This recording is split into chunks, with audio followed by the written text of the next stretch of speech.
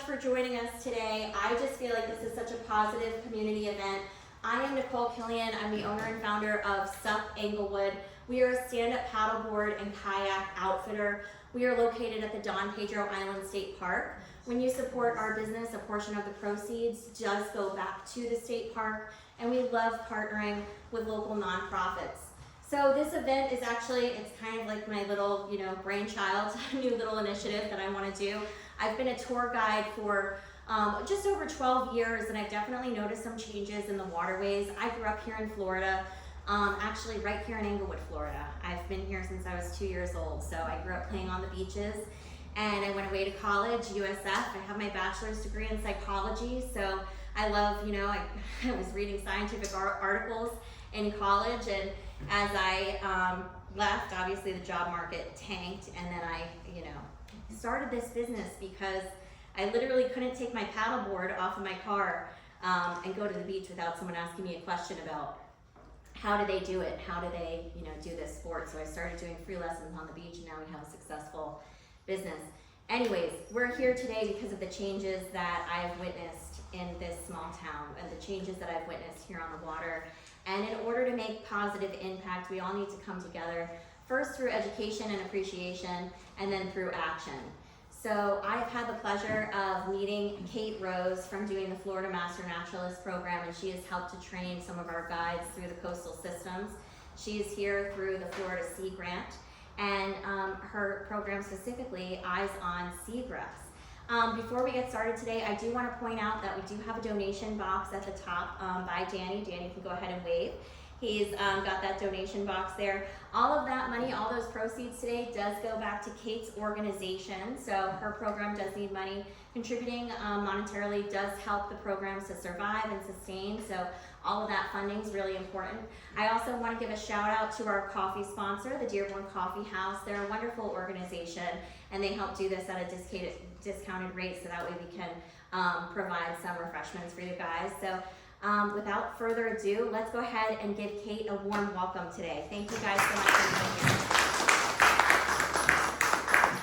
Thanks, Nicole. Thank you. So, hi everybody. Like Nicole said, my name is Kate Rose. It's a first name and a last name. It's not like Mary Kate. I do get that a lot. And I am the Florida Sea Grant agent. Step over to come on this side. Is that better? Perfect. You're now in the frame now. Yep. Perfect. Okay. So, as I was saying, I am your Florida Sea Grant extension agent for Charlotte County. And I am going to start with a little introduction as to what that means. When I first told my grandmother I got this position, she thought I was going to be a secret agent, not Sea Grant. So I am going to start with a little intro as to what the heck that is. But today, we are going to be talking about submerged aquatic vegetation in Charlotte County. And what you guys will learn about Florida Sea Grant is that it is our mission to take science and make it accessible and to the public. So I put some big words up on the screen: submerged aquatic vegetation. Sorry, I'm just going to shift myself around here. What we're going to be literally talking about is plants, vegetation, submerged aquatic that live underwater. So basically just plants that live underwater. Easy peasy. So getting started with what Florida Sea Grant is anybody familiar with the land grant university system? A few nods. Okay, so for those of us that aren't familiar, the land grant university system was founded actually by Abraham Lincoln in 1862. He noticed that there was research occurring up at the university level that wasn't making its way down to the public or to the end users, who at the time were the people that were producing all of our food for the country. So it was a bunch of agricultural research that wasn't making its way down to the people who were producing the food for the country. So he designated one university in every state in the United States whose responsibility it was not only to perform that research, but just to make sure that it is getting down to the people who need it. And in Florida, that university is the University of Florida. Oh, sorry, team. Is the University of Florida, and more specifically, the Institute of Food and Agricultural Sciences. You might see the abbreviation IFAS around a lot. And then in 1975, somebody said, hey, maybe we should do the same thing for our aquatic resources. Because as we all know, the ocean did not exist until 1975. Thank you. Sometimes people don't get that.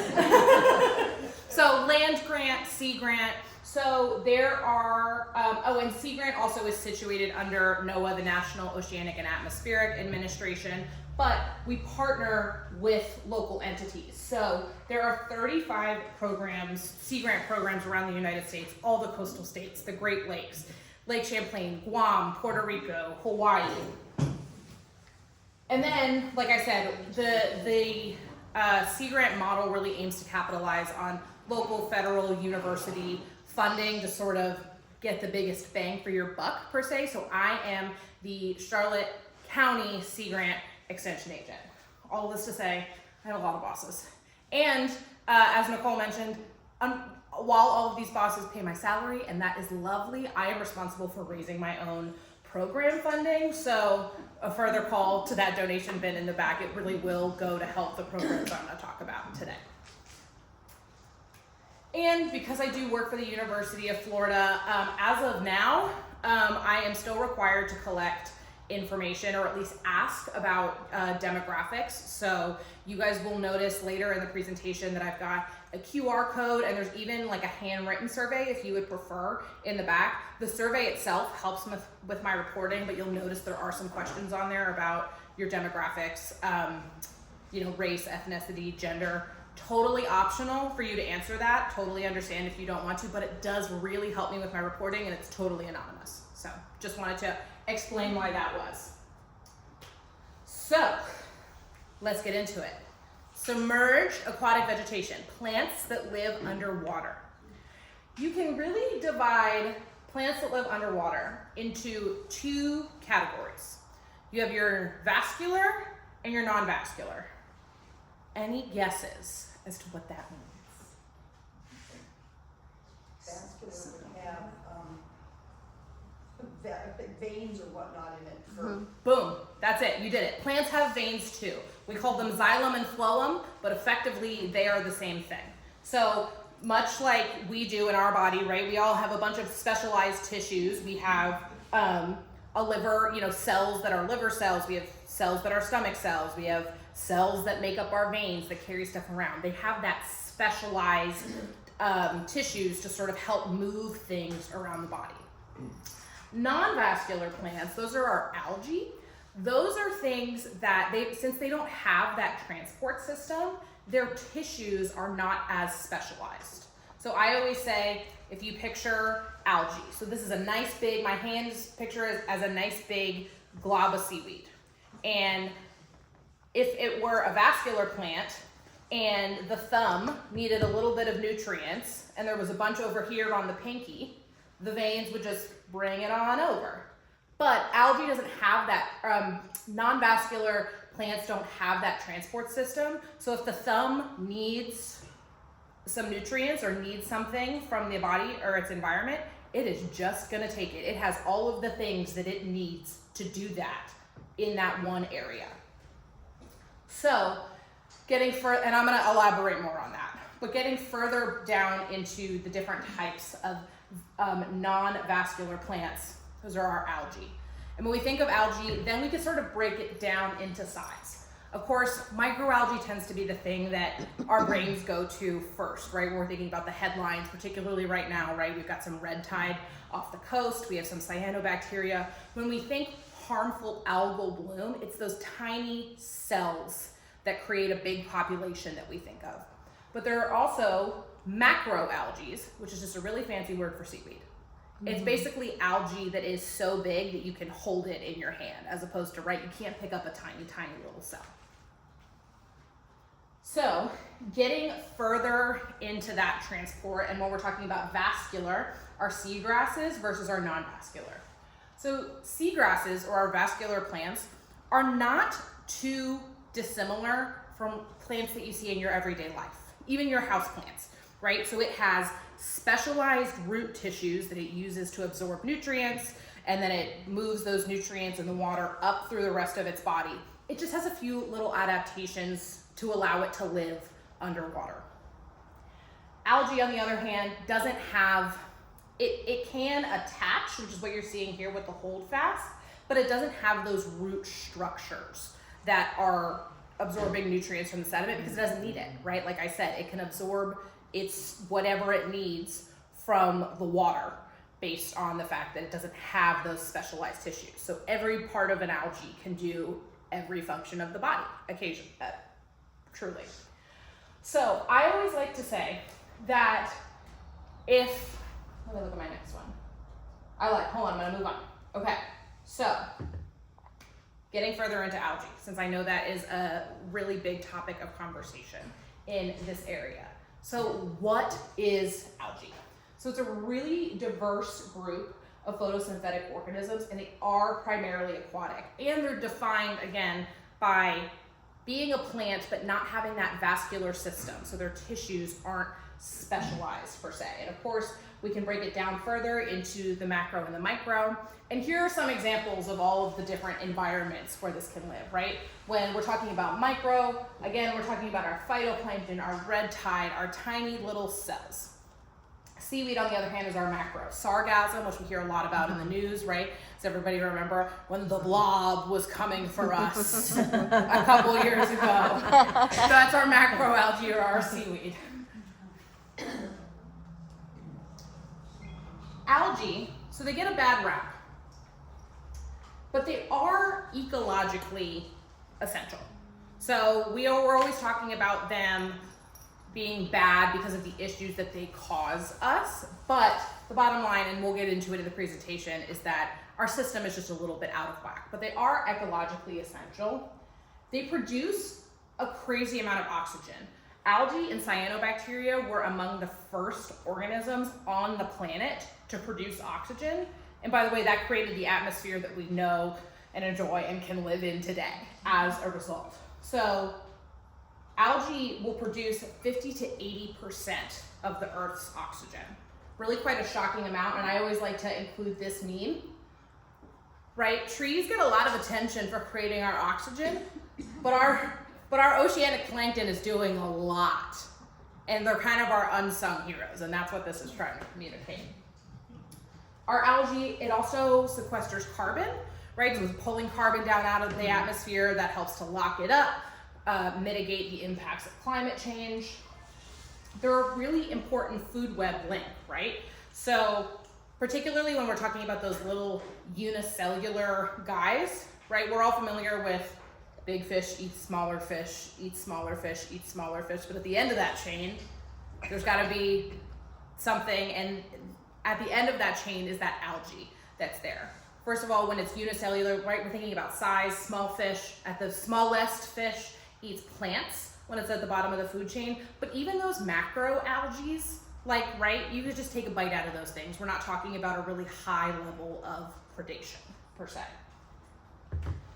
And of course, they're removing nutrients and pollutants as well. So algae, because they don't have those specialized tissues, they're absorbing stuff out of their environment, including some of the nasty stuff that we put in there occasionally. So they'll pull nutrients, excess nitrogen, and other pollutants into their body, so it's not necessarily floating around in the waters where we like to go swimming and recreating and kayaking and stand-up paddleboarding.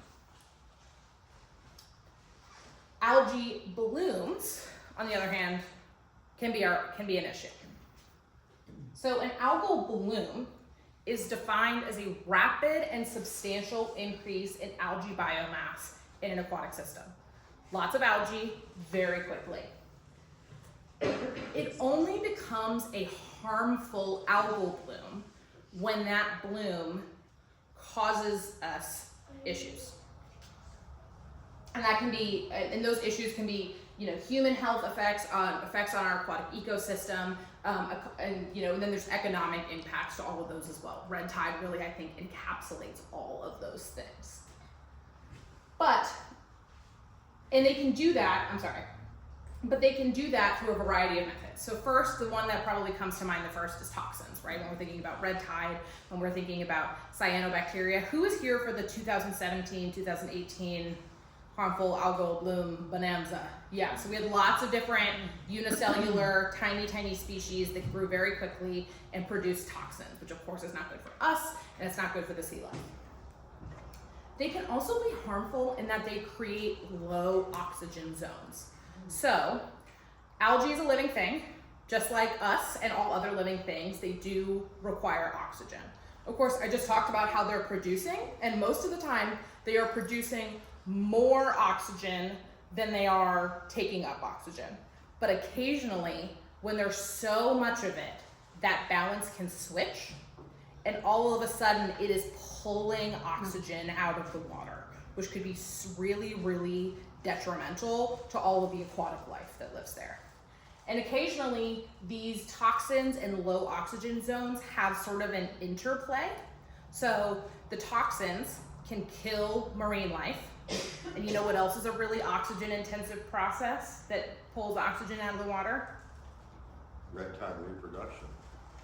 I was gonna say decomposition, but I like where your head is at, Ben. Well, when it splits, it uses the oxygen too and creates carbon dioxide. Yeah, exactly. So we have the algae itself that will use up oxygen, but also those toxins are gonna kill stuff. And as that stuff breaks down, it also pulls more oxygen out of the water.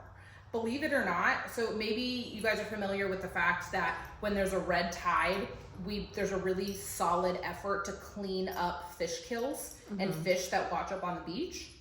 Of course, that is a human health thing. It's a thing to make your experience at the beach more enjoyable, but also by removing the dead animals, it is slowing down the way that bloom can operate. There can be this really positive not positive as in it's still going, not positive as in yay, good, because when we're talking about fish dying and decomposing and continuing to feed the blooms and continuing to suck the oxygen out of the water, that is a huge reason why we remove those fish and those dead manatees that occasionally do wash up to sort of help cut off the bloom as best as we can.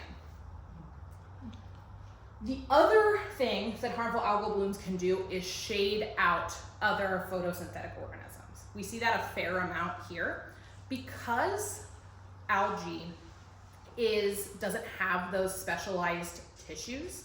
It is very, very efficient at taking nutrients out of the water, more efficient than seagrass. So I always say, if you picture my body as a seagrass, though I am absorbing nutrients through my feet, and then my veins are moving it up through the rest of my body. So the only place that I can absorb nutrients on my body are my feet. If I'm an algae, I can absorb it all through my skin. So we're talking about a lot more surface area. And when there's a lot of nutrients in the water, they just tend to be far more efficient. And so they can grow over that seagrass, which is also photosynthetic and needs that light, and then we have an issue. But one thing that's really worth pointing out, I think harmful algal blooms have a tendency to sort of get lumped into this monolith. You hear harmful algal bloom, you think red tide, right? Does everybody else sort of make that association? But harmful algal blooms are really their own little ecosystems. There's lots going on in that tiny cellular community. So not all blooms act the same, have the same impacts, and certainly not all of them are toxic, which I think is a really important misconception. So I'll talk a little bit about the impact that algal blooms are having on our community here. So there was a big study done in 2009 by a Seagrass researcher, and he did this meta study. So rather than collecting his own data, he reviewed all the studies that have ever been done on seagrass. I'm so sorry. No, you're okay. Silence. No, worse things would happen during presentations, believe me. So he did this big study where he looked at all of the studies that had ever been done on seagrass all over the world. And he looked at each study and said, is seagrass in this study increasing or decreasing or staying the same? And so that's what this map here is. And basically, the more red that you're seeing, the more decreasing seagrass that you're seeing. So you can really see that all over the world. And he was able to conclude in that study that seagrass coverage is declining globally at a rate of 7% per year. And unfortunately, we are not immune to that in Florida. So, some of you guys might be familiar with the fact, Ben. Excuse me, but it is expanding globally, but you'll notice it's all in the population centers. People must be contributing. Ben's getting ahead of me. I love it. I love it. It's almost like there's a connection there between where there's people and where all this stuff is happening. So, some of you guys might be familiar with the fact that between 2018 and 2021, Lemon Bay and Charlotte Harbor, on average, lost 23% of its seagrass cover. So that is consistent with 7% a year, right? We're talking about 3 years, roughly 21%, but that's an average. So looking at Lemon Bay specifically, you guys lost about 23%. There are areas in Charlotte Harbor that lost 50% of their seagrass, particularly along the east wall. And a lot of that is because of this interaction with algae. So this figure, I think, sums up the interaction between seagrass and macroalgae really, really well. So on our left side, we have your left, perfect, my right. So on the left side, we have a system that has incredibly high light availability, sort of looking at this bar on the bottom. So you've got light availability on this side, and you've got nutrient loading on this side. So we've got more light and less nutrients on that side versus more nutrients and less light on this side.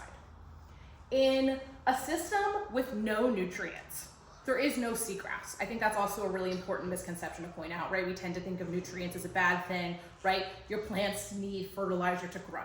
They need some. There's a lot of conversation to be had around how much, which we'll get into. But seagrass do need some nutrients to grow. And you'll notice, in fact, that it actually does the best.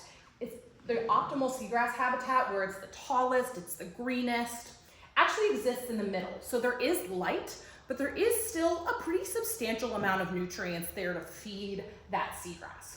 The issue is when we continue to add nutrients to that system, then at that point, that algae, because it has so much more surface area, is able to suck those nutrients up far more readily than the seagrass does. And you'll notice it starts to cover the seagrass. So much so to the point where, at this point, we're looking at our seagrass height declining. We're looking at epiphytes, which are just like little tufts of algae that grow on the seagrass blades themselves. And eventually we move into a system where there is no seagrass and there's primarily this macroalgae or this seaweed. And again, macroalgae isn't inherently a bad thing. It provides lots of nooks and crannies for things to live, for things to eat, but we'll talk about why seagrass is the preferable habitat.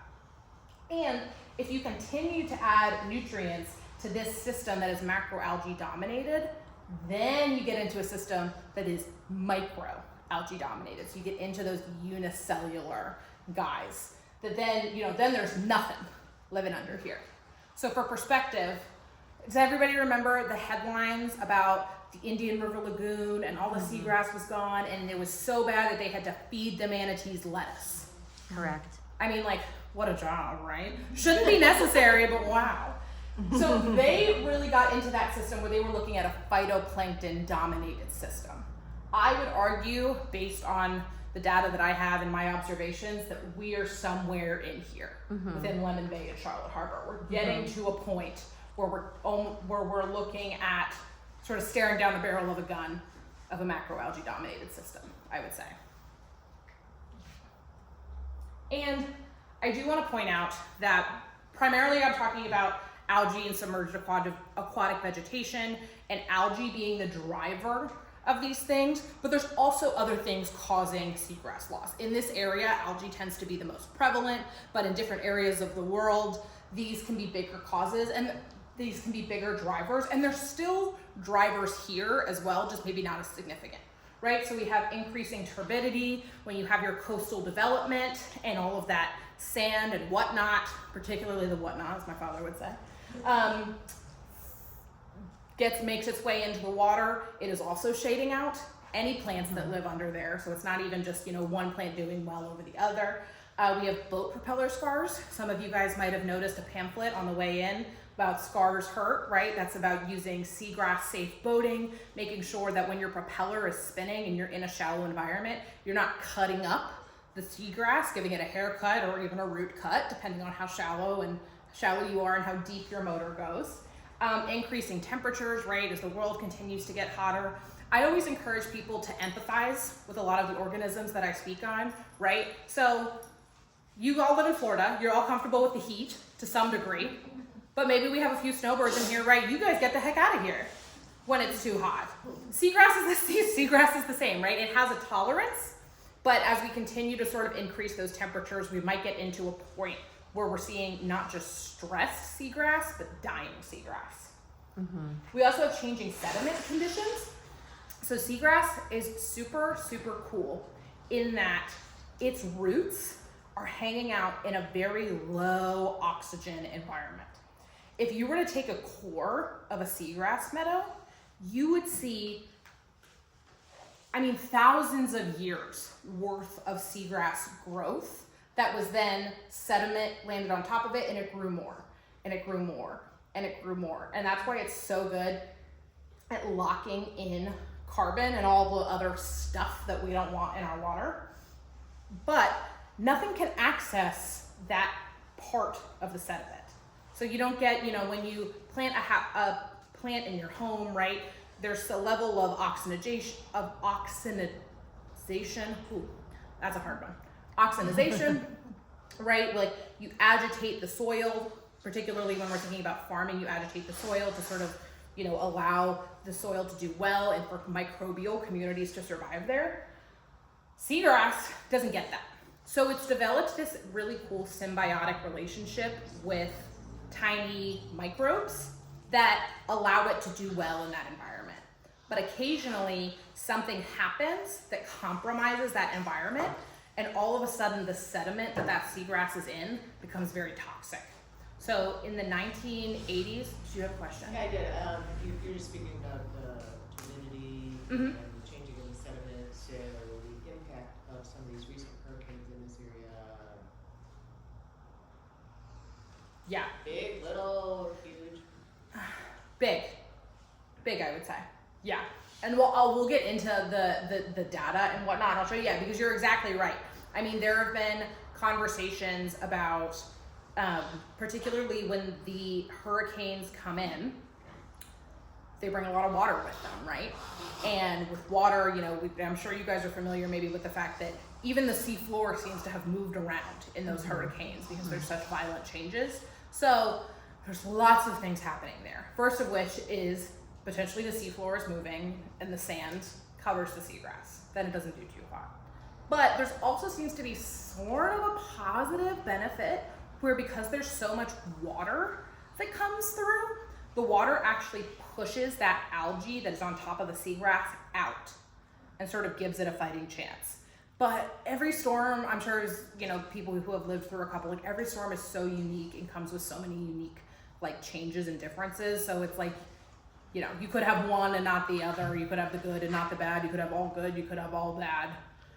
Does that answer your question? But we'll get into the data in a little bit and the current trends in a second. So changing sediment conditions. In the 1980s in Florida Bay, there was a big die-off of seagrass, so right at the base of the tip of the Everglades. And one of the supposed contributors is basically, right, that was right around the time that we cut off our freshwater flow to the Everglades. And there was a hypothesis that there was basically a change in the sediment conditions and just wiped out the seagrass. Really drastic losses in the 80s in Florida Bay. And then of course we have salinity variation, right? So we're talking about water getting in, particularly on storms, as we continue to alter our habitat like we did with the Everglades, like we do now. Even, right, water hits the ocean much differently now with all of our development when there's big storms than it did before all of this stuff was built up. So you get pulses of fresh water and salt water that may or may not stress the seagrass. Nicole. Question for you. So how much seagrass loss is normal, would you say, in a summer season? Because Historically, I see seagrass die off, I would say like around like July, August, and it's about every year. That's interesting that it's July It's and August. Like every year, and I mean it's a lot. Like when I go like specifically to like Boca Grande, like that kayak launch will be like just strewn. Like I have to like walk through like feet of seagrass, and it's usually a lot of manatee grass. Yeah. So I don't know if there's like a typical threshold, or if that's something that's just increasing each year with the temperature rising. So that's so interesting that you say that, because that time of year is actually the time where we see seagrass kind of at its peak growth. I mean, much like a normal plant, right? Okay. Like it Sure. senesces and dies back, and then it has growth seasons. So summer is that growth season. But specifically, you said manatee grass. Manatee grass tends to grow. It's a little hardier than turtle grass. Turtle grass, that's like our long here. Actually, hold on. Let me get out my examples here. This is our turtle grass. We're as close as we could get to it as Hobby Lobby would allow. And I'm happy to pass it around. But right, this is what you think of when you think of seagrass. It's like kind of that broad, flat blade with the round tip. This guy offers the most ecosystem benefits, just based on its structure and the chemistry of its symbiotes on the bottom. It tends to offer the most benefit to the aquatic system. So if you want, Nicole, I can pass that. Yeah, Absolutely, I'll pass that start around. this way. But And then we'll go up and around, and yeah. manatee grass, or again, as close as our Hobby Lobby model would let me get, doesn't have as many benefits, quote ecosystem benefits, but what it loses in those benefits, it makes up for in hardiness. So our turtle grass there isn't going to be the first seagrass present in a system. It's probably going to be this guy, or shoal grass. So the fact that it's in an environment that is tougher to live in, and the fact that you said it was manatee grass at that time of year when the water is very, very warm, and knowing that manatee grass tends to be found in shallower environments because it's harder to live in shallower environments, I'm wondering if it was a heat thing. Okay, So your instincts, I think we're dead on. yeah. So, because I do notice it's every year. It's an every year thing, and yeah, it's a lot. It's a lot of seagrass loss. Yeah. Here you go. We'll go this way. For But this it one. does, is it the other thing that's also worth noting, is it the blade or is it the roots? You know, I can't say that I've actually looked that closely at the seagrass. I'm gonna look next time. Yes, because the blades, Yeah, I'll look this summer. because the blades, I mean, you think of it like Yeah. like leaves falling off a tree in the fall. Sure, They do sure. they do have that natural senescence. Yeah. And I they grow say it's back. more blades. I think that it's more see. blades. I don't Yeah. think I see root. I think when I see it floating, it's blades. Yes. It looks like somebody's Okay. cut the grass. Okay, And yes, and you're it's right. like- You're right. As I think yeah. back in my memory bank, it takes me a minute sometimes. Crops. Yeah. Yeah, that's also yeah. a really good That's point. intense boat traffic then. That's That's true too. Yeah. Captain over here is letting us know, Yeah. Captain Van Hubbard. So Yeah. thank you for noting that. Yes. Another thing you're gonna notice here real soon is, on these microalgae and stuff, especially in Upper Lemon Bay where we don't have as much circulation. As these algae die off, they decompose and create carbon dioxide. And you ride through there and you stir that up, it does not smell good. Yes. Like an anaerobic smell. Is that the right word? Yes. Yeah, no, that was that's right, exactly yeah. it. And, Yeah. and of course, any attached seagrasses or healthy seagrasses get smothered, no photosynthesis, and every time the wind and the tide shift, this stuff moves to a different area. Correct. So it's killing off area after area and just bouncing around.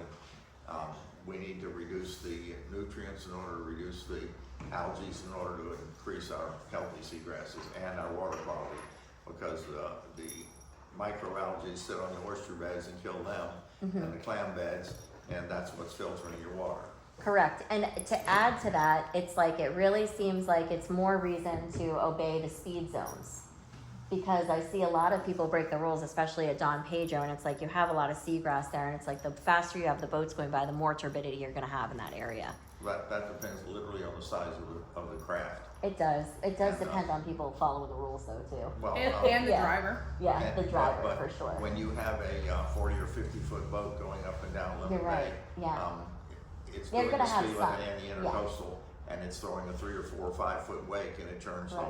whole shorelines up. You see it whenever you're out Yeah, there. you're right. You're right, it does depend on the size of the boat. It does a lot more than Yeah, you're right. everybody else combined in the little boats. And You're very some right. of the smaller boats, the faster you go, the less weight you throw. That's true. That is So true. it's one of those catch-22 things. Yeah, that's a really good point. Thank you. You Yes, have ma'am. good boating experience. A lot of it. Thank you guys. Yeah. Fans got it from here. We had a question over here. In regards to the manatee grass versus the turtle grass, isn't the turtle grass more further out in the depths of the ocean? Because I know when our little baby turtles, they have to like swim 4 or 5 miles out or even further. Mhm. So the turtle grass is not really in by the shore. Yes. It's further out. Okay, I just wanted to. And that's because that environment is more stable. So Oh, you gotta click the Hello? computer. It was too long talking without touching it. It doesn't, it likes a little, hold on, let me see here. It'll come back. It'll come back. Yeah. But you're exactly right. Like the shallow environments are much harder to live in, which is why the seagrass, or which is why the manatee grass and the shoal grass as well tend to live there, is they're just a little hardier and they're able to do that. How are we doing? It's gonna come back. We're gonna say the Also, computer maybe I prayer. should- My computer turned on. Oh, I don't are do you, it. are you dead? No, Over I there? don't think so, but I might be at some point. We might need to plug in. I'm gonna take this opportunity to here. Does everybody want to go to the bathroom? Grab a cup of coffee, guys. We'll have an impromptu intermission. That's okay. Little technical. I always say, don't you just Is love it the technology? computer that's off? me, Is it- John. Okay, It's all right. fine. Because it did this to me earlier, and it was quick to come back. So, but it needs the computer to come back. Yes, it does. We'll get there. I'll just wing it. She's got it memorized. You're always thinking that I'm failing on the technology side too. You make me so nervous I think every it's so time. nervous. I have to take a little I do it Xanax every time though. I get it done every single time. As long as you get it done. I will, that's a really good question. That's a really good question. With Kate's permission, we can put this on YouTube and have it jointly shared on our website. So I don't know if you've been to our website yet, but if you go to supenglewood.com and click events, if I have the presenter's permission, I am putting the recordings there. We're back live. We're back in business. Beautiful. So we will have it on our website, and then we'll also try to make an attempt to share on Facebook. I'm not always great with it. Dawn's helping. So we're getting it done. All right, back to Kate. Back to Kate. Oh my God, does anybody have any more questions on seagrass die-off and causes of its die-off and whatnot? Alrighty. All right. Then, come on, let's get into the fun stuff. The data. So, this is a graph of the seagrass cover within Lemon Bay. It's from the Coastal and Heartland National Estuary Partnership, their water atlas. And what I wanted to point out is that, first of all, we're living right here, because this is what I'm talking to you guys about right now, right? The obvious decline. These are the issues that we're experiencing. But I do want to point out that for a really long time, we were doing good. We even had a little increase, which was great. And compared to the rest of Florida, this likely has to do with the fact that we in Lemon Bay are part of the Charlotte Harbor Aquatic Preserves. So despite the fact that you do see a fair amount of development around here, when you compare it to shorelines in other areas of the state, it's not quite as built up. There is that extra level of protection because of the aquatic preserve system. So we were doing all right. 2012 was when we started to see a real sort of presence of algae in the system. You can see there was a little peak after that, and of course, right now we're getting nice and low. And this graph is actually a graph. So I run, and I will talk about it, I run a citizen science seagrass monitoring program. So if you guys are interested, totally free to participate. We go out, I provide the sampling equipment, the training. We ask you guys to get on your boats or your kayaks, or we even have a few waiting sites in Lemon Bay. You go out, you have a fun day on the water, you get to know your resource, you write down a few little things while you're out there, and we get to use that information to help protect and conserve the seagrasses. So this data is volunteer collected data since 2021 through 2024. I'm going to explain the graph to you because it looks a little wonky. So first of all, I'd like to point out the color scheme. So the blue, and I tried to sort of reflect it on this map here. The blue is kind of our southern Lemon Bay, and the red is northern. And so we're looking at a lot of squiggly lines. First, is everybody seeing this sort of general downward trend, right? Regardless of the ups and downs. The ups and downs, that just has to do with the time of year that we are surveying. So the state agencies have been surveying seagrass data since 1998, and they go in the summer, in July and August, when seagrass is at its peak, because that's the information that they're interested in collecting. Eyes on Seagrass was founded because my predecessor, Betty Stogler, there were fishermen, not unlike Captain Van Hubbard, who's here, who approached Betty and said, hey, the seagrass isn't looking too hot, and by the way, the fishing is not good. And so she took the methodology that is used by the state agencies to monitor seagrass, simplified it ever so slightly just so that it was accessible to the general public, and sent people out at times of years that wasn't significant for the seagrass, but was significant for the algae. So we could sort of start to collect information on that dynamic between the two of them. I always say Eyes on Seagrass is really an algae monitoring program, but you can't get people to sign up for Eyes on Algae. So this seasonal variation that you're seeing, we go out in the spring, so we see May right here. We tend to go out just before May, late April, before the algae grows.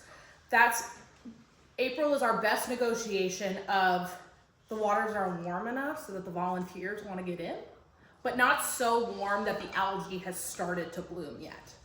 And then we go again in the summer, sort of late July, and that is when the algae is sort of at its peak because the waters are warmer and algae tends to grow when waters are warm. And that's also when seagrass is at its peak, which is why you see sort of it's lower in the spring and then it kicks up into the summer. So that's what those lines and those variation are. Our seagrass tends to be lower in the spring, higher in the summer. But you guys all seem to be able to see sort of that general downward trend. Not too drastic, not nearly as drastic as some of the data that we've seen in Charlotte Harbor. This graph is of the algae cover.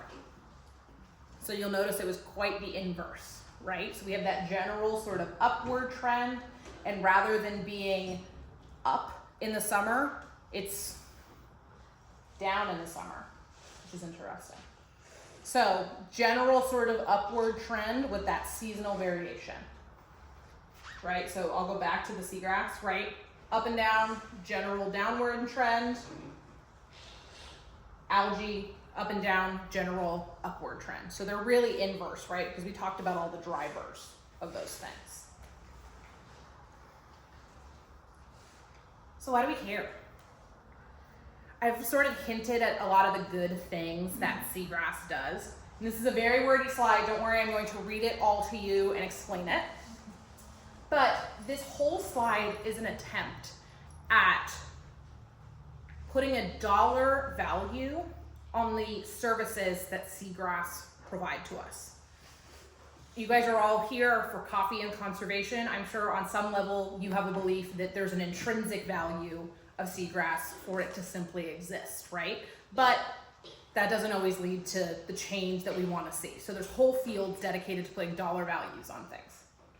So looking at sort of that up top statement, in the early 2000s, Florida's seagrasses contributed 180 billion, that's billion with a B, annually to the state's economy with recreational and commercial fishing, nutrient cycling, and aquaculture.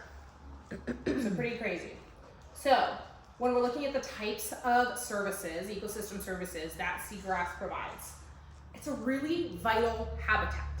So more than 70% of all commercial and recreational fish species are dependent on seagrass at some point in their lifetime. I've seen estimates that it's really upwards of 90. And that is because seagrass is a great nursery habitat, right?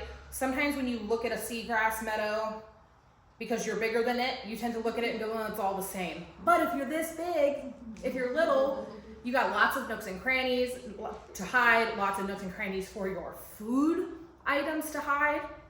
So at some point in their lifetime, whether they're feeding on what lives there as adults or if they're hiding out there as juveniles or babies or whatever, they're dependent on, fish species are dependent on seagrass beds at some point in their lifetime. According to the Smithsonian Marine Station at Fort Pierce, 1 acre of seagrass can sustain upwards of 40,000 fish and 50 million invertebrates. Oh my God. So, actually, we've got a few in the room here that took our coastal systems course for Florida Master Naturalists, a program I also run here in the county. And one of the things that we do as a part of that class is we go out, in the past we've gone to Indian Mountain Park. This year I think we'll go to Cedar Point Environmental, and we run a big seine net. So like a big 30-foot net through the seagrass, and our students help us with that. And the whole time I was telling them, because this is my sort of passion project, I'm like, seagrass is so cool, guys. There's so much that lives there. It does so many good things. And to all of the students' credits, they were like, yeah, cool, sounds great. And then we went out there and we took that net and we did a big scoop, and they all went, oh my God, we only walked 30 feet. There's so much in this net. And I was like, I've been telling you guys. So it's an incredible amount of life that it's supporting. Of course, it's a really vital food supply because of all of those organisms that live there and the seagrasses themselves, right? We all hear about the manatees eating seagrass and occasionally needing some lettuce when there is not a ton of it. Seagrasses also work to improve the water quality. So 1 acre of successfully restored seagrass provides a median of $3,500 in nitrogen removal. So if you can successfully restore seagrass, so 1 acre, that's $3,500 that we don't have to pay on the back end to remove nutrients from the water, just by sort of setting it up and letting it go. And there's also studies that demonstrate when there's coral reefs next to seagrass, those coral reefs overall tend to have less diseases on them than coral reefs that are not next to seagrass. So not only are they filtering out those teeny tiny nutrients, they're also filtering out pathogens. It's an incredible carbon sink, right? I talked about the fact that it's a photosynthetic plant. It pulls carbon down, and then as it continues, as the sand fills it in, and then it grows further up. And I talked about how you could core that seagrass meadow and get thousands and thousands of years worth of seagrass roots and leaves and stuff that had broken down. All of that is one big carbon block that just holds it all in there. So seagrasses hold 336 metric tons of carbon per square kilometer. For perspective, terrestrial forests hold 121. So we're looking at roughly 3 times the amount of carbon that seagrass is holding when compared to our terrestrial forests. Say those numbers again. Just what was that? Okay, so we're talking about a square kilometer. Right? Seagrass will hold 336 metric tons of carbon. The terrestrial forest will hold 121. Wow. That's significant. About 3 times, Yeah. almost, yeah. You want to And- emphasize that it's producing oxygen. Yes, and Van is talking about producing oxygen. Guys, this is just a summary. I couldn't get into all the articles. It would have been, you think this is a lot of text. It would have been eyes glazing over level. But yeah, Van is absolutely right. Right, we're talking about oxygen production as well. We're talking about that volume of those plants. I always say that seagrasses are really the unsung heroes It's of the really ocean. underrated. Everybody always talks about the coral reefs, and like, of course, we love the corals, but Yeah. seagrass is also doing so much. And then we're talking about shoreline stabilization as well, right? So an acre of restored seagrass will provide a median of 33,000 $1,000 per year in shoreline stabilization, right? So in Florida, we have this habit of messing up a good thing. We take the shoreline that's already beautiful and natural and adapted to our system and our hurricanes. We harden it, so we put up a seawall because we want to live right there on the water. And then That's just not passionate.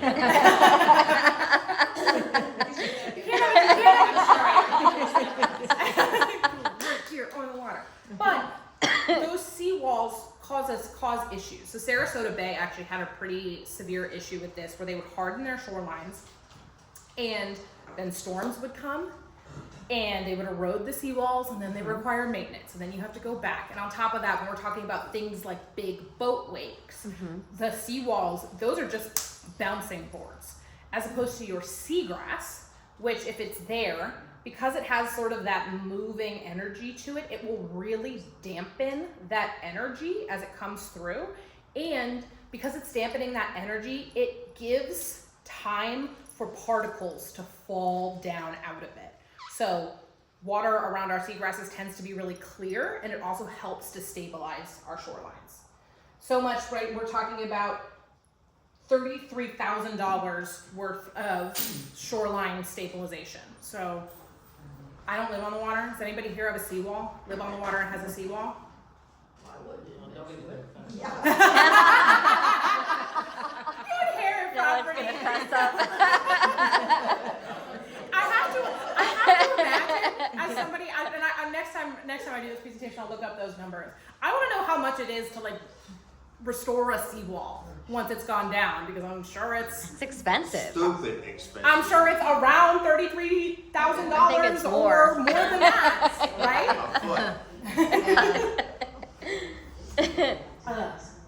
All right, so talking about factors that influence algal blooms. So why is all this stuff that we're talking about that's blowing out the seagrass growing?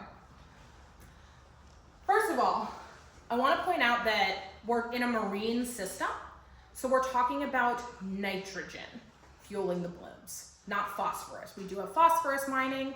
Phosphorus tends to be the limiting nutrient in freshwater systems. In saltwater systems, it's nitrogen. What I mean when I say limiting nutrient, I always like to equate it to a cookie recipe. So you always have flour and sugar and butter on hand, right? But those don't go bad quite so quickly. You know, they're sort of normal staple household stuff that you have around anyways. But maybe you don't keep eggs around so much, particularly with this avian flu and whatnot. But right, eggs go bad, they get stinky if you don't use them. So you don't keep them around. So in this case, the limiting nutrient is our eggs. So we can't make cookies without those eggs. And let's say you get a whole carton of eggs, and now there's this demand that you must use all of those eggs. You're gonna have a lot of cookies. And so that's what our limiting nutrient is here in our system. So I always say nitrogen is our eggs, and on a good day, we add a lot of eggs to the water. On a bad day, we have guests like Helene and Milton and Ian and Irma, and they all show up with 4 cartons of eggs each and are like, cookies now. So that's what I mean when I say limiting nutrient. Everything is there except this one ingredient, and once that ingredient hits, in this case it's nitrogen in the marine system, you have cookies, or in this case, algal blooms. So of course, nutrients fuel our algal blooms. Right, everything needs some sort of fertilizer, but there's 2 sort of categories of nutrients. We have our non-point source nutrients and our point source. Any thoughts on what that means? It's really intuitive. Is that where you can pinpoint where it comes from? Boom, that's it. Okay. Point source nutrients, you could point to it and say, that is where the nutrients are coming from. The Piney Point wastewater spill up in Tampa is a really good example. Boom, those nutrients came from that event and that power plant. Non-point source, however, you'll notice it's bolded, tends to be the main driver of nutrients that are fueling algae blooms. And non-point source solutions are not You can't point to them, which makes them really hard to control. For example, we live in a state where everybody, or we live in an area where people want to come down here and they want to have their lawns look a certain way. But if a whole neighborhood is all putting fertilizer on their lawn, you can't point to any one house and say, that is where the nutrients are coming from. It all melds in and it all gets its way to this stormwater drain. And by the time that stormwater drain gets out to the ocean, you have no way of pointing to the exact source. And those tend to be the biggest drivers for algal blooms in our system. Water clarity, right? So these organisms are photosynthetic. In Lemon Bay, you guys don't have so much of a play on that because you have this beautiful blue system for the most part. In Charlotte Harbor, our system tends to be quite tannic. So occasionally, and that's just because the water is stained brown, the same way that tea is stained brown. Doesn't mean it's dirty, but it can inhibit light from accessing the algae and helping it to grow. Circulation patterns, which I was sort of trying to get at with this figure here. So, water's got currents, right? And those currents carry all of the ingredients that make an algae bloom. They carry the algae themselves, they carry the right nutrients, or our eggs, if you will. And if two currents, if this one has the algae and this one has the nitrogen, and two currents go like that, we're not gonna have a bloom. But if they hit each other, and they move around and they cycle, then we get that bloom. So I often get questions where, particularly in the summertime, we get these big blooms and they start to decay. The mats float to the top. I think Van was getting at that earlier, right, with stirring up the algae, and it smells really bad. Every year I have to put out a statement that says, hey guys, it's not poop. It looks like poop when it's breaking down, but it's not poop. There's not been a sewage leak. It's just decomposing algae. And the winds pin it up against somebody's house and it smells really bad, or against their seawall, and they call me and they go, what do I do about it? And I go, I don't know, pray to whoever you believe in to change the weather, I guess, unfortunately, because the wind needs to blow in the other direction. The wind needs to blow in the other direction. So sometimes it is as simple as right place, right time, and there's a lot of that at play in the water with the currents. Yes? How deep does that go into the ocean? I mean, if that bloom is, like 5 miles off, how deep down in the water does it? Totally depends on currents. It can be deep. So, for example, when we're talking about red tide has an initiation zone just off of where we are right now, which is why we get so much of it, unfortunately. And it starts at a pretty deep level. But when you look at all of the different red tide forecasting tools, they have to take depth into account, because sometimes currents move down here, but they don't move here. So it can be incredibly deep, or it could be incredibly shallow. It's one of those perfect conditions. Because I see, sometimes when I'm walking the beach, I use turtle patrol, Mm-hmm. and if you have the blooms come in, sometimes you see a species of fish that is dead, and that's predominant, versus other times you'll see other ones. Like now there's puffers out there a lot. I see puffers. Bummer. So I'm just wondering, like, the depth of, like certain fish. I'm not a fisherman, but where certain fish are at certain depths, or that's where they primarily live, and other ones are deeper or shallow. Yeah, it totally could be deep enough where it's accessing those sort of deep water fish. Can I help you with that? Please. Certain fish do live at certain depths. Your grouper and stuff are usually deeper and on the natural reefs and stuff.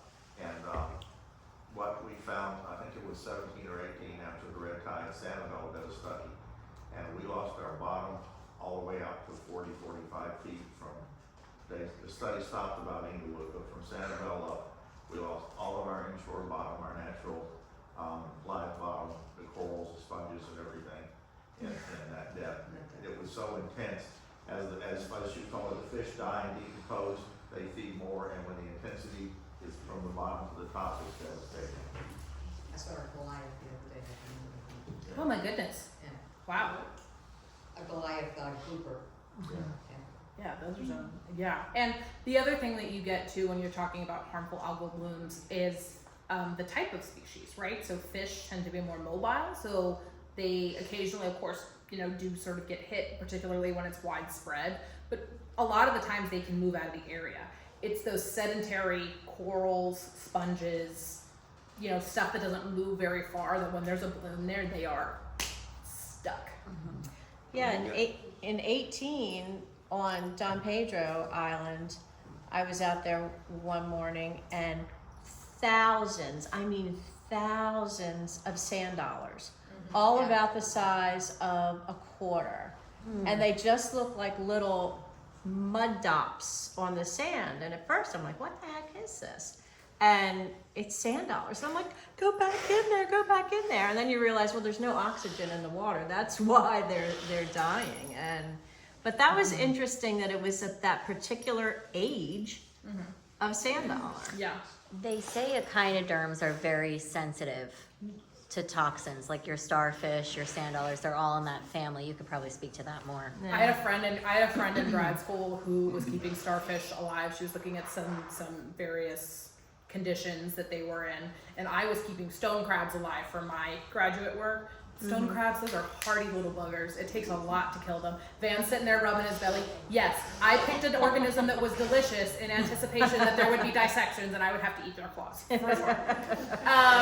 They didn't go to waste, I promise.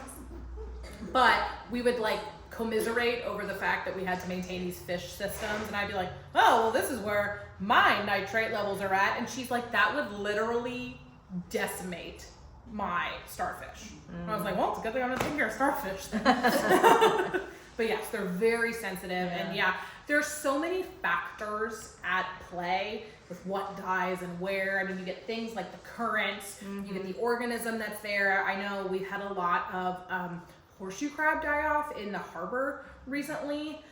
This hasn't been proven, but I have this hypothesis that it has to do with the fact that the horseshoe crabs come up to mate into the shallow waters, and the shallow waters tend to be lower oxygen, warmer, it's a lot tougher. So the fact that they have to go there to mate, and then there's that tough environment, hasn't been proven. We haven't sort of been able to dig into it yet, but that's my hypothesis. One of the other things we have to watch with these really dense red tide blooms, especially if it happens to be slick calm, like all the beautiful weather we had the last couple of weeks, you can have trouble. The toxins are at the surface of the water. You'll notice if you're in a boat and you're riding along in front, everything is great. You're following another boat and everybody starts coughing. Yeah. Well, that's agitating. The waves do the same thing. But when it's slick calm like that, especially early in the mornings and stuff, that's when it starts killing turtles and dolphins and manatees and stuff, and it gets then people really start paying attention. Yeah. And I would be happy. I've got this is just on the submerged aquatic vegetation. I've got a whole presentation on the red tide too, and the origins and what parts of the bloom we have control over and what we don't. You're coming back. All right. So there we go. Keep your eye out. I believe that's August or September is when we'll have That's a good time frame for That's it. what we normally get, and it's a little odd that we have it Yeah. now, for sure. But, so speaking of hurricanes and climate and weather, of course, that's also a big driver, right? So we're talking about so much water that all of the macroalgae or the seaweed gets pushed out of the system because there's so much fresh water flowing through there. Some of you guys may have also noticed that there's quite an association between when we have hurricanes and when we have red tide that's not lost on the scientists that are investigating the methodology and what to do about that. So, a question I get a lot.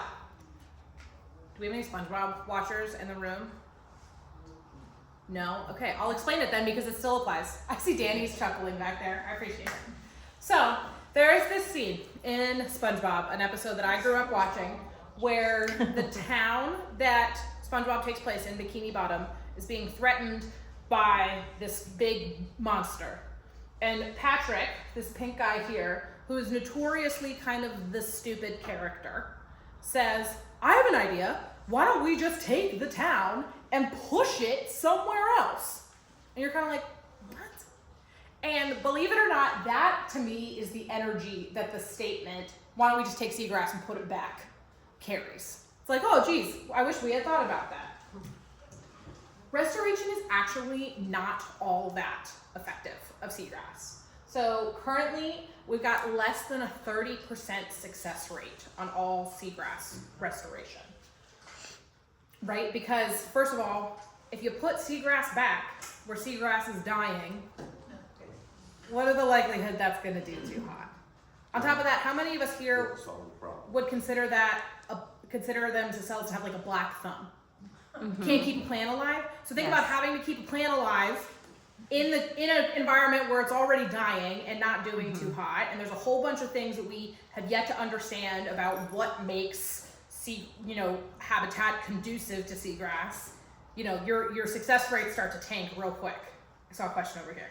Has there been any success with altering the seagrass to have it like Moat Aquarium is doing with some of the coral, that they're making them not susceptible, they're genetically modifying them, I don't know. Genetic engineering. Genetic Yeah. engineering to the seagrass to make it more successful so that when it's planted, that it's able to fight off those toxins or whatever. So the species that there has been the most success with in planting is actually a species of tape grass, which is Tape grass? tape grass, eelgrass, Is it TAPE? TAPE. Okay. Yeah, tape like scotch. Yeah. It tends to be a freshwater plant. You'll find it in the Caloosahatchee. You'll find a bunch of it in the springs if you ever go up there. But there is actually a salt water tolerant variant now, slightly salt. I don't know if it can tolerate full strength salt water, but it can at least a little bit. And that is actually the one that they seem to be having the most success with, believe it or not. So, yeah, restoration is pretty complicated. But Wow. the good news is that seagrass is actually quite resilient. So there's evidence that if we improve the conditions that the seagrass is in, that it will come back. Tampa Bay has seen this. They formed their big nitrogen limitation consortium. I'm sure I'm not gonna, it has the word consortium and the word nitrogen is in there. But in the 90s, a bunch of them got together and said, hey, what can we do to limit nitrogen entering our system? And they had conversations about how everybody could reduce their nitrogen, and they also did things like update their infrastructure, make sure that their septic, converted septic to sewer, made sure that their sewer lines were, functioning well and not leaking. And the seagrass actually did come back. There was a good sort of growth pattern before sort of some of the current issues that we are having now. I always equivocate putting seagrass back in a habitat where it's not doing well to switching out the bucket under a leak without turning the water off. You could switch the bucket out forever, but the issue is kind of higher up conceptually. Weren't some of your previous slides about the stored seagrass? Yes. So yes, some of the facts that I had came out of studies where, I'm not gonna lie to you, I don't think I could, if we had a conversation later and I could look up those articles, I can explain the exact machinations of you and how they calculated that. Sometimes, you have to be a little creative with the math to derive those numbers, so I'm not quite sure about their methodology, but I could definitely look it up and break it down and explain it to you. But yes, you're absolutely right. There have been some success. So I mean, less than 30% is not nothing. So clearly there must be enough for them to do some studies on. So the other thing, right, is that if you plant a bunch of seagrass and that seagrass doesn't survive, and the reason that your seagrass is not doing well is because there's a bunch of nutrients in the water, and all of that seagrass dies and decomposes, it introduces more nutrients to the water. So then you get that sort of, that feedback loop. And that's an issue that I think a lot of very well-meaning organizations have, is they say, we're gonna put the seagrass back, we're gonna put the clams back, we're gonna put it back, and then we're never gonna look at it again. It's like, you don't know if it worked, you don't know if you're introducing more nutrients to the system. So I always say it is better to work on conserving the seagrass and doing things to conserve it and protect it and keep it in its state or improve it, rather than relying on our ability on the back end to put it back. Quite frankly, we're just not that smart. Forgive me, but this is exactly what we're doing with all of our retention ponds.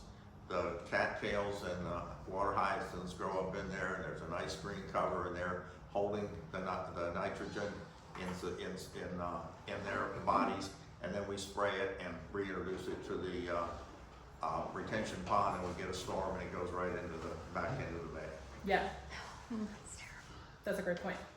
Yeah, particularly with vegetative control and whatnot, for sure. And also you had touched on genetically modified seagrasses. Like, again, how real effective is that? Because we start to mess with stuff and we end up screwing it up because, okay, let's modify something and put it back in there. Like, are they studying it really well before they start to introduce it into the environment, or? And this is my perception of my field, so somebody else might have a different perception, is that the need for a seagrass species that can be restored is so dire that putting it back into the ecosystem is more of a priority than, I guess, investigating the exact nooks and crannies of what genetically modifying an organism would do. There are lots of people that would suggest that, like, this is inherently not a native species and we shouldn't be planting it. There's a lot of people that say, well, if it's functionally doing the same thing and providing some of those functions and potentially reducing stress on other areas of the system, then does it really matter? So developing, but yes, really good point. Yeah, but then in 10 years, we'll be like, oh, well, maybe we shouldn't have done that after all. Yeah, I mean, we don't know, and because our seagrass loss is so dire, my guess is we might not. Yeah. If I had to guess. Yeah. Yeah, but we've got a record of trying to do things like that, like introducing cane toilets into Australia, and the system goes mull because we didn't understand it all. The good news is we're talking about slight variations, and I have to admit, I don't know the exact mechanisms. I don't know if they're cutting genes under a microscope or if they're just breeding two species of seagrass, which people tend to have sort of a better reaction to. To me, I don't actually see it as all that different than using genetically modified corals, right, that are more resistant to things. I totally get, like, the caution around, we have our Australian pines that we thought were going to be a good idea. We have our cane toads that we thought were going to be a good idea. I personally don't perceive this to be as drastic as that. There are some scientists that do. I personally don't. Fix the source of the problem. Yeah. So, Van, thank you for that segue. Speaking of fixing the source of the problem, I hope I have thoroughly depressed you about the state of our seagrass and our submerged aquatic vegetation locally, but it is not all bad news, right? We're here educating. There are positive things that you can do to help the seagrass and its habitat. The first thing is avoid hysteria around algae. Algae is not inherently bad, but I just gave you a whole hour-and-a-half presentation about the fact that we are tipping the scales ever so slightly. But there are things that you can do to help sort of right that. So, you can reflect. Are you doing everything that you can to reduce your nutrient contribution into our water systems? You are all in a watershed. Everything that you do will make its way likely to Lemon Bay. I don't quite know the exact contours of the land, but whatever you're doing is going to make its way to a water body and impact that water body. So, are you doing things like utilizing Florida-friendly landscaping in your yard? Maybe opting for not your beautiful green lawn, but trying to use local grasses, or rather than, your big, beautiful flowering plants that are not from here, using stuff that is conducive to here. First of all, it's going to be way easier for you to maintain. It's going to require a lot less water and a lot less fertilizer, which saves you time and effort, but it also helps our water down the line. So there's a pamphlet over there on the entry table if you guys are interested in Florida-friendly landscaping. I work in the extension office, which also has a whole host of people that do programming that's pertinent to that. I affectionately refer to them as the landlubbers, as I am the seafarer. But there's also, are you aware of how your waste is leaving your home? So there is sort of this idea, right, that, or there is a narrative floating around that septic is bad and sewer is good. And maybe you're staring down your septic tank and going, I don't have, whatever it is, $20,000 to get rid of this and do a hookup. Just make sure that you're properly maintaining it, that you're well educated on how often it needs to be pumped, if it needs to be filled, the microbial communities that are existing in there. Again, my office has tons and tons of resources if you're ever interested. We do our best to break it down into layperson terms for how to properly maintain your septic tank and make sure that it has a long lifespan and it's doing what it's supposed to do. Inherently, septic tanks are trying to mitigate the problem. Of course, we live in a coastal area, not the ton we could do about sea level rise and flooding that comes with storms, but sewer lines are subject to those as well. So just making sure that all together, your waste products are not polluting the environment, whether that's septic or sewer or looking into a septic to sewer conversion.